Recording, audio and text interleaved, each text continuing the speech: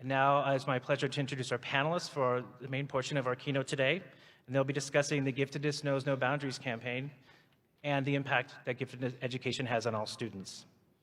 That program, as you said, the effect it had in terms of how successful they were in their collegiate career, their professional career, in their families, how they're taking those lessons and passing them through.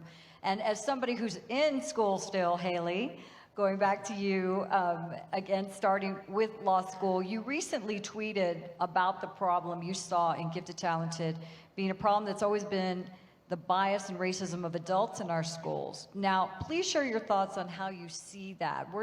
How did you come to that conclusion, or where are you speaking from when you say that? I speak from it's a multifaceted issue, and I speak from a lot of different perspectives.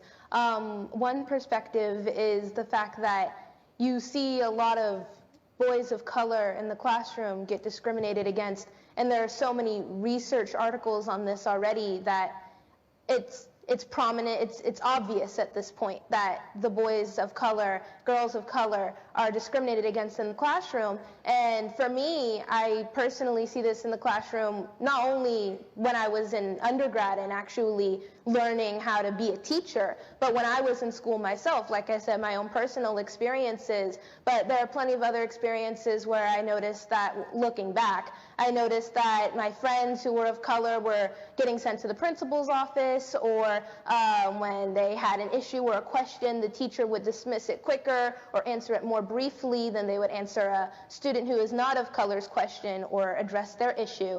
And it's little things like that. It's not always big, it's not always prominent, it's not always so blatant, like blatant disrespect or blatant racism. Sometimes it's even very underlying when a student asks a question, and even the look that a teacher might give a student is like, that was a weird question, or I don't want to answer that, or that's not appropriate. And it's really, it's unfortunate, because even teachers might not think that students pick up on that, or they might not even be aware that they're expressing this, but they are, and it's noticeable.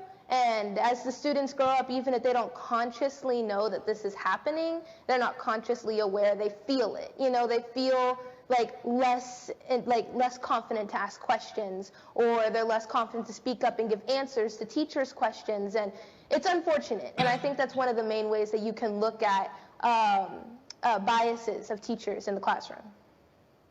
Right. Jonathan, you want to talk a little bit about that in terms of what you've seen? Is it really a bias, or missing signals, or what do we know based on research in terms of what is working and isn't working?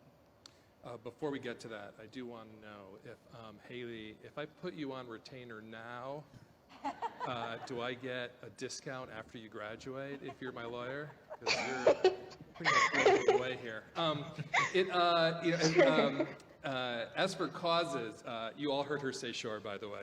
So yes, sure.